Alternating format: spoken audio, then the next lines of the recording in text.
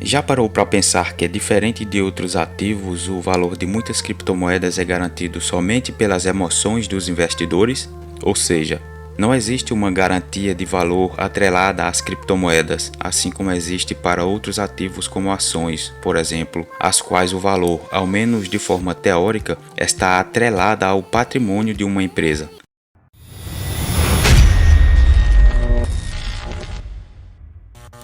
Além do prometido no título, você também vai compreender no decorrer do vídeo o motivo da alta volatilidade de algumas criptos e o porquê delas poderem perder o seu valor sem um motivo relevante,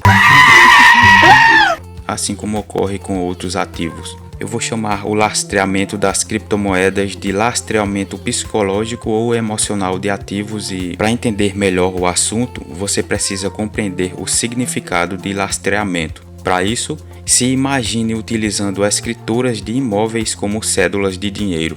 Assim, por exemplo, quando você realiza a compra de uma casa, suponha que a escritura foi emitida em um tamanho menor e que cada nota representa uma fração da casa, e essa cédula, em vez de ser trocada somente por outro imóvel, poderia ser trocado por outro bem de valor, como alimentos, já que a cédula, nesse exemplo, não se trata somente de um pedaço de papel, mas sim de uma escritura que dá posse a algo de valor ao seu portador. Ou seja, lastreamento, de uma forma simplificada, nada mais é que uma espécie de garantia. No caso das notas de dinheiro, você já parou para pensar que elas não passam de pedaços de papel e que geralmente você troca carros ou casas por um punhado de papel ou por uma representação dele no banco?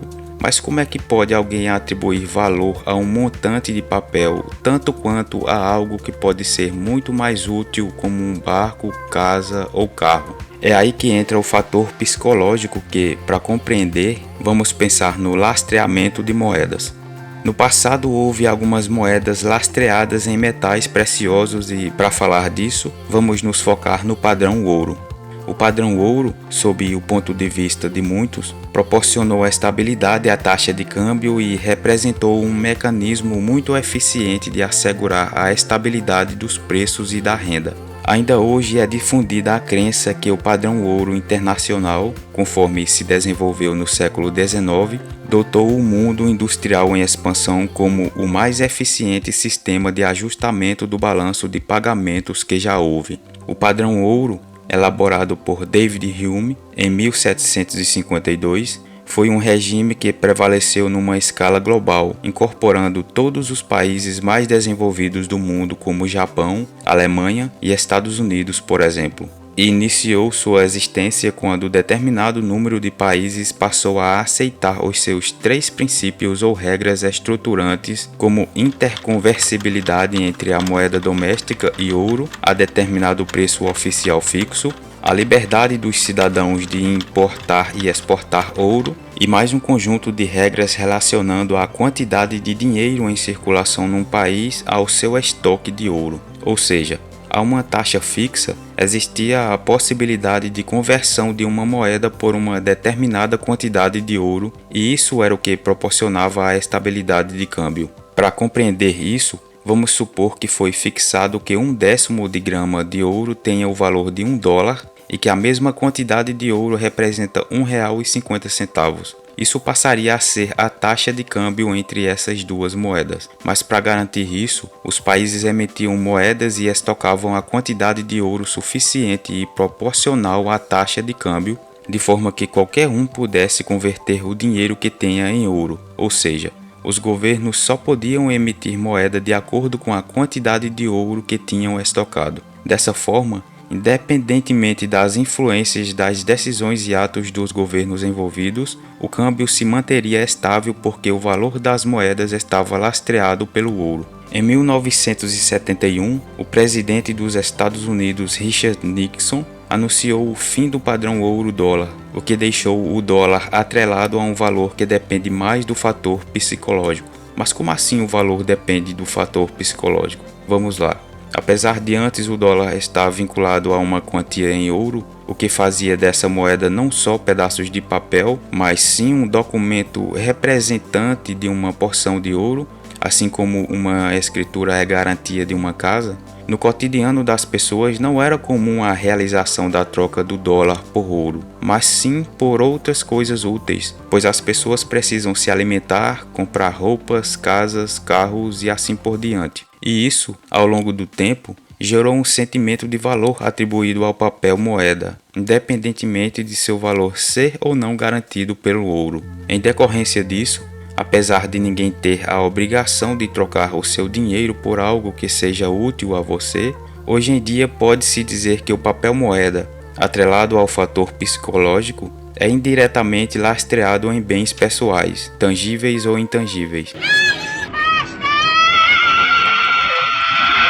E sua taxa de câmbio, assim como suas variações internas de valor, variam de acordo com a gestão do governo, seja injetando mais ou menos dinheiro na economia de forma direta ou tentando agir na taxa base de juros para interferir de uma forma mais indireta na oferta de moedas. E essa alteração no valor das moedas, causada por ações governamentais, é o que dá a ilusão que elas são garantidas pelo governo, mas não é bem assim.